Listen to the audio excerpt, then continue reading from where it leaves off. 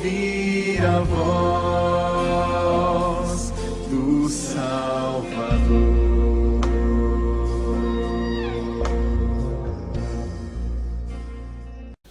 Lucas 24, a partir do versículo 13. Naquele mesmo dia, 2 deles estavam de caminho para uma aldeia chamada Emaús, distante de Jerusalém 70 estádios. E iam conversando a respeito de todas as coisas sucedidas. Aconteceu que, enquanto conversavam e discutiam, o próprio Jesus se aproximou e ia com eles. Os seus olhos, porém, estavam como que impedidos de o reconhecer. Então lhes perguntou Jesus: que é isso que vos preocupa e que ides tratando à medida que caminhais? E eles pararam entristecidos. Um, porém, chamado Cleopas, respondeu dizendo: és o único, porventura, que tendo estado em Jerusalém ignora as ocorrências destes últimos dias? Ele lhes perguntou: quais? Explicaram: o que aconteceu a Jesus, o Nazareno, que era varão profeta, poderoso em obras e palavras diante de Deus e de todo o povo, e como os principais sacerdotes e as nossas autoridades o entregaram para ser condenado à morte e o crucificaram. Ora, nós esperávamos que fosse ele que havia de redimir a Israel. Mas depois de tudo isto, é já este o 3º dia desde que tais coisas sucederam. É verdade também que algumas mulheres, das que conosco estavam, nos surpreenderam, tendo ido de madrugada ao túmulo e não achando o corpo de Jesus, voltaram, dizendo terem tido uma visão de anjos, os quais afirmam que ele vive. De fato, alguns dos nossos foram ao sepulcro e verificaram a exatidão do que disseram as mulheres, mas não o viram. Então lhes disse Jesus: ó nécios e tardos de coração para crer tudo o que os profetas disseram. Porventura não convinha que o Cristo padecesse e entrasse na sua glória? E começando por Moisés, discorrendo por todos os profetas, expunha-lhes o que a seu respeito constava em todas as Escrituras. Quando se aproximaram da aldeia onde iam, fez ele menção de passar adiante. Mas eles o constrangeram, dizendo: fica conosco, porque é tarde e o dia já declina. E entrou para ficar com eles. E aconteceu que, quando estavam à mesa, tomando ele o pão, abençoou e, tendo partido, lhes deu. Então se lhes abriram os olhos e o reconheceram, mas ele desapareceu da presença deles.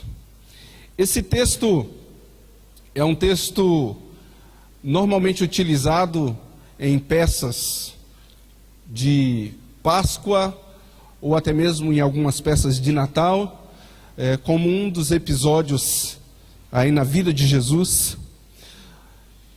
E o interessante é que Jesus tinha morrido, e a esperança de vários dos discípulos também tinha se esvaído com a morte de Jesus. Eles não sabiam exatamente o que fazer, eles não sabiam exatamente que postura tomar de agora em diante, eles não sabiam o que aconteceria. Esses dois, Cleopas e o seu companheiro, estavam indo pelo caminho e eles estavam se distanciando de Jerusalém. A dor, para o ser humano, é algo incrível, é algo impressionante, é algo que a gente não consegue explicar detalhadamente para que outra pessoa chegue ao ponto de sentir aquilo que nós estamos sentindo. A nossa dor é só nossa. Só nós sabemos. A dor que você sente, só você sabe como que é. Às vezes você pede para a sua esposa ou para o seu marido dar uma coçadinha nas suas costas, porque está com uma coceira, e só você sabe onde é que está coçando. Às vezes ela não consegue encontrar aquele local exato ali da coceira. A dor é muito pior. Talvez esses próximos dias aí a gente vai ver algumas pessoas chorando, se desesperando, porque está com a dor do seu país ter sido eliminado da Copa do Mundo. Mas isso é nada quando a gente tem a dor de descobrir uma doença em família. Isso é nada quando a gente descobre que alguém está falecendo, ou que alguém da família sofreu um acidente, ou quando nós perdemos um ente querido. Seleção, perdeu? Isso é nada. Estava conversando com alguém essa semana, e ela estava falando de um problema que teve em família, e aí o médico aconselhou para fazer algumas coisas, e acabou tendo um outro problema seríssimo também em família, e todo mundo se desesperou, e já não conseguiram mais se estruturar desde então. Às vezes a nossa tendência é fugir, se afastar. Não sei ao certo qual era a tendência desses dois homens que estavam se afastando de Jerusalém. Mas o certo é que há 3 dias antes dessa caminhada, eles tinham presenciado algo cruel acontecendo com Jesus Cristo. Ele foi chicoteado. O sangue escorria pelo seu corpo. Gritos, gemidos, dores, e a dor que Jesus sentia não era a mesma que aqueles discípulos, que aqueles seguidores de Jesus podiam sentir, mas eles também estavam sentindo uma dor, que era uma dor da incerteza, era uma dor de um grande ponto de interrogação. Será que esses 3 anos seguindo esse Jesus aí, foi tudo em vão? Será que fomos enganados por todos os milagres que ele fez? Será que fomos enganados por todas as palavras bonitas e que vinham de encontro ao nosso coração, que falava as nossas vidas? Será que fomos enganados por mais um Jesus, dentre tantos que existiam em Israel? Eles estavam sentindo a sua dor, ao passo que Jesus sentia a dor de ter que carregar aquela cruz, de ter que ser cuspido, de ter que ouvir blasfêmias. E esses dois aqui estavam caminhando e conversando sobre essa decepção, sobre essa dor, sobre esse luto. Talvez o luto seja uma das coisas mais difíceis de nós nos libertarmos, de nós nos soltarmos dele para continuar a nossa vida. Algumas pessoas não conseguem, algumas pessoas simplesmente se prendem ao luto como que uma expectativa de estar mais próximo daquele que se perdeu, ou de se honrar aquele que se perdeu, e não conseguem mais continuar a sua caminhada livremente, apenas sofrem e sofrem. Esses dois estavam andando para distante de Jerusalém, para uma vila distante de Jerusalém, mas a conversa dele era sobre a sexta-feira, era sobre aquela decepção que eles tinham passado. Quantas vezes as nossas decepções tomam lugar e proporção tão grande na nossa vida, ao ponto de nós não percebemos mais que não estamos na sexta-feira. Esses dois jovens foram encontrados por Jesus Cristo naquele caminho. Não era mais o mesmo Jesus ensanguentado, não era mais o mesmo Jesus em carne viva, não era mais o mesmo Jesus com aquela cara de dor ou de sofrimento. Antes era um Jesus glorificado. Isso está no versículo 26. Ele passou pela morte, mas agora ele estava glorificado. E aqueles jovens não puderam reconhecer. Aqueles jovens não conseguiram olhar para Jesus e reconhecer Jesus como aquele mesmo que tinha passado por tão grande dor, por tão grande luta, logo ali, 3 dias atrás, na sexta-feira. Porque eles ainda estavam apegados à sua perda. Eles ainda estavam apegados à sua dor. Eles ainda não tinham conseguido entender que quem estava falando com ele era o próprio Cristo, com eles dois. E ficaram ali, ouvindo a Jesus Cristo, falando com Jesus Cristo. E aí Jesus pergunta para eles assim: o que vocês estão conversando? Por que vocês estão assim, trocando essas conversas de cabeça baixa e falando desse jeito enquanto vocês vão nesse caminho? E eles falam: será que só você vem de Jerusalém para cá? Será que só você não sabe o que aconteceu? Todo mundo sabe. Houve terremoto, o céu tremeu, as pessoas estão falando sobre isso. Será que só você não sabe que Jesus, aquele na qual nós tínhamos a expectativa de que fosse quem redimiria a Israel, será que só tu não sabes que ele morreu? E com ele a nossa expectativa e a nossa esperança? E Jesus usa uma expressão, uma palavra muito dura. E ele chama aquele povo de nécios.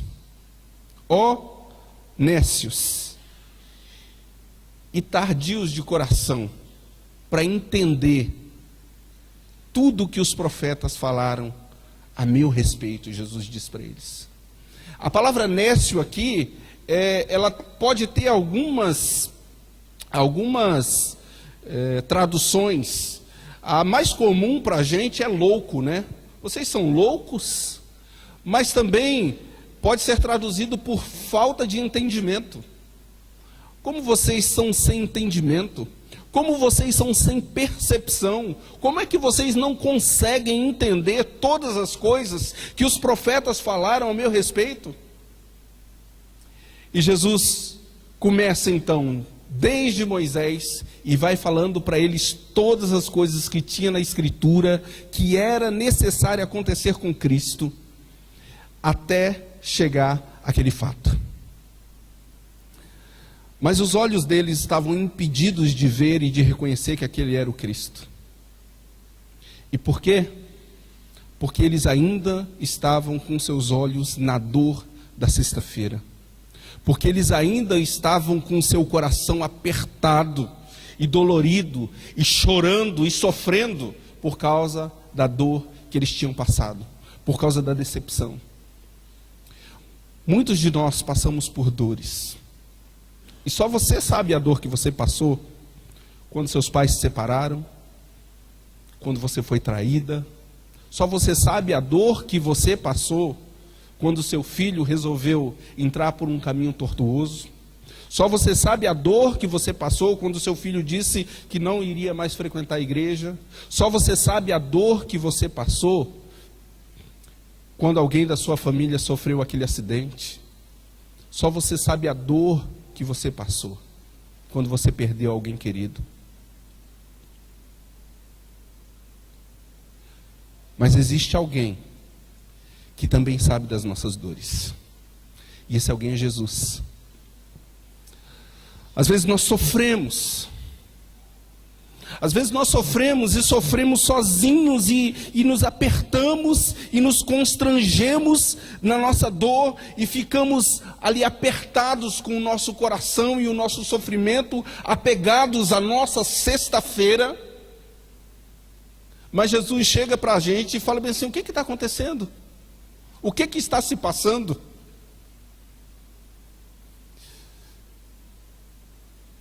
E Jesus fez isso com esses dois jovens, com esses dois homens. Jesus sabia exatamente tudo o que tinha acontecido na sexta-feira, mas ele chega para aqueles dois homens e diz assim: o que está acontecendo? E eles falam: você não sabe? E ele diz assim: me conta. E eles começam a contar. Mas as únicas coisas que eles podiam contar era o que tinha acontecido na sexta-feira. E agora Jesus começa a falar para ele que a sexta-feira já tinha passado, que já tinha acontecido, que eles já estavam no domingo e no domingo à tarde, que Jesus já tinha aparecido para aquelas mulheres, que Jesus já tinha aparecido para algumas pessoas e que agora ele estava se revelando para aqueles dois, mas eles não conseguiram perceber. Será que a gente consegue, em meio à nossa dor, que é legítima, será que a gente consegue, em meio às nossas perdas, em meio ao nosso sofrimento, perceber a atuação de Jesus ao nosso redor, na nossa vida, na nossa família? Será que nós conseguimos perceber a mão de Deus agindo em nós? Agindo na nossa história? A dor, ela pode fechar os nossos olhos espirituais, ao ponto de nós não percebemos Cristo ao nosso lado. Mas Cristo se revelou para eles. E eles entraram naquela aldeia, e na hora de repartir o pão, eles reconheceram Jesus. Na hora de repartir o pão, Jesus deu graças, e eles reconheceram.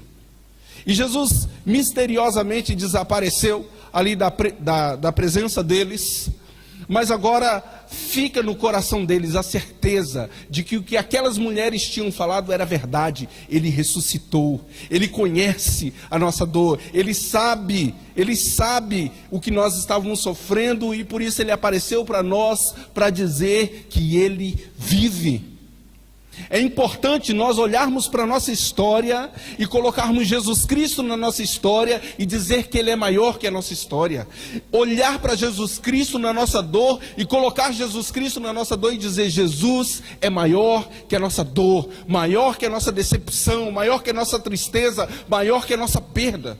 Nós precisamos colocar Jesus como mais alto, como sublime, como acima de qualquer dor que nós estivermos passando, ou que venhamos a passar.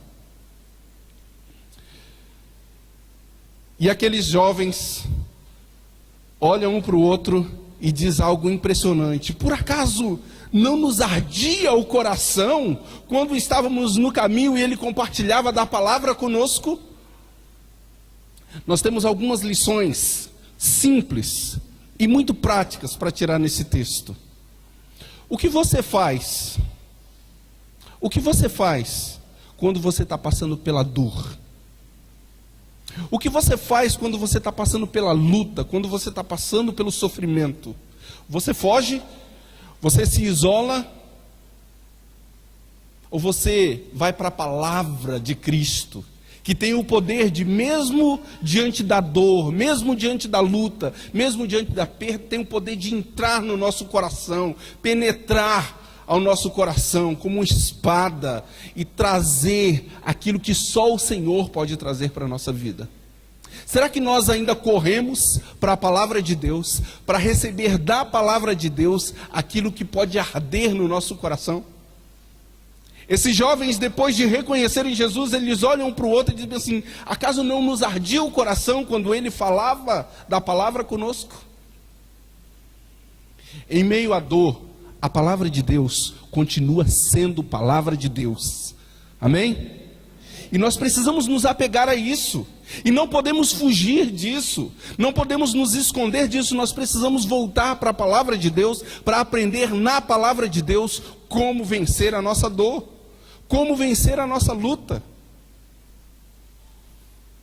Aqueles jovens estiveram com seu coração ardendo, ouvindo a palavra de Deus, mesmo que eles ainda não estivessem sentindo a dor de ter perdido o mestre, mesmo que eles ainda não tivessem reconhecido que Jesus estava ali do lado deles, mesmo que eles ainda não tivessem percebido que a história já tinha mudado, que a ressurreição já tinha acontecido e que a sexta-feira já tinha passado, a palavra de Deus ardeu no coração deles.